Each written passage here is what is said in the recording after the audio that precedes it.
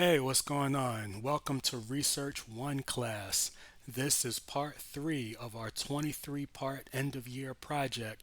Once again, this is a project that I am going over with the juniors and seniors that I teach in my elective as a media specialist at a high school. So, we are going over this project. It's all about preparing for life after high school.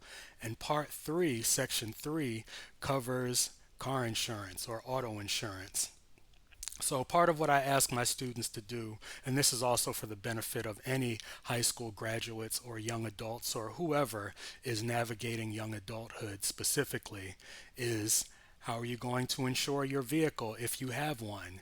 If you have a vehicle, a lot of high school students are normally on their parents' insurance plan. They're normally on somebody's plan. However, when you are graduating high school, it's time to think about contributing to that.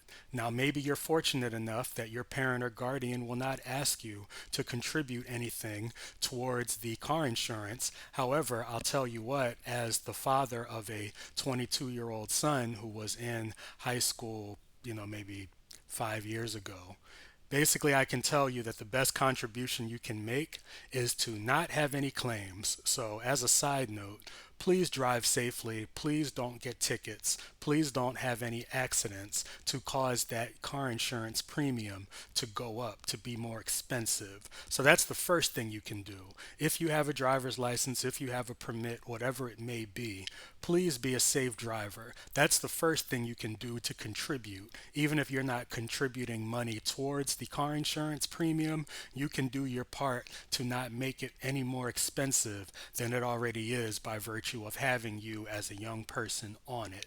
So that's an aside.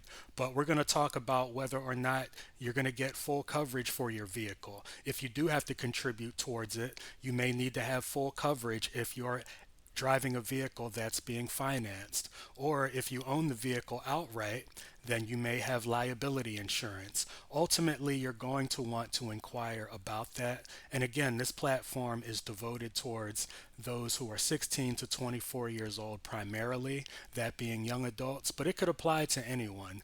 But I do know, and in my experience, I've worked extensively with young adults, teenagers, high school graduates, or what have you. You want to make sure that you are aware of what's going on in your household in terms of insurance. So, is it full coverage? Is it liability coverage? Is it multiple vehicles? And if anything, when you turn 18 or when you graduate high school, what is the expectation going to be? Now, it may very well work out to where your parent or guardian will say, you know what, don't worry about it.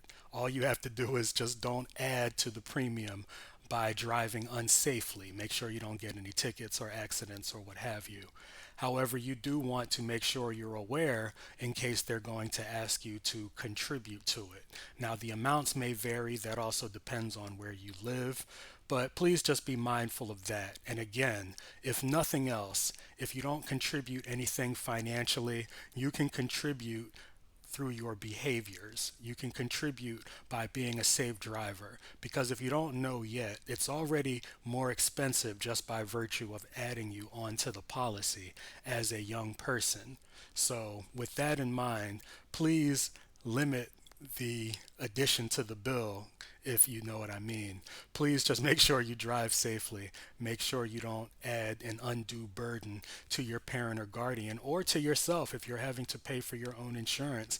When you have accidents and claims, that adds to your bill. So, in summary, please make sure you are aware of car insurance. And last but not least, you may not be to this point in your life yet, but it needs to be paid. Now, you can argue about whether or not car insurance should even be required. Sometimes I call it the car insurance mafia. I say that it's like a racket only because you don't get any relief from it. If you don't pay your car insurance, you'll have your license suspended, the registration will be suspended, and it will create a whole host of additional problems. So if you were hoping to maybe stop paying it for some temporary financial relief, you're out of luck in that regard because the insurance company is going to flag you and send a notice to your Department of Motor Vehicles or whatever it is in your area to say, hey, you haven't paid your premium. So please be mindful of that, and that's why you're going to want to be a safe driver to get as many discounts as you can.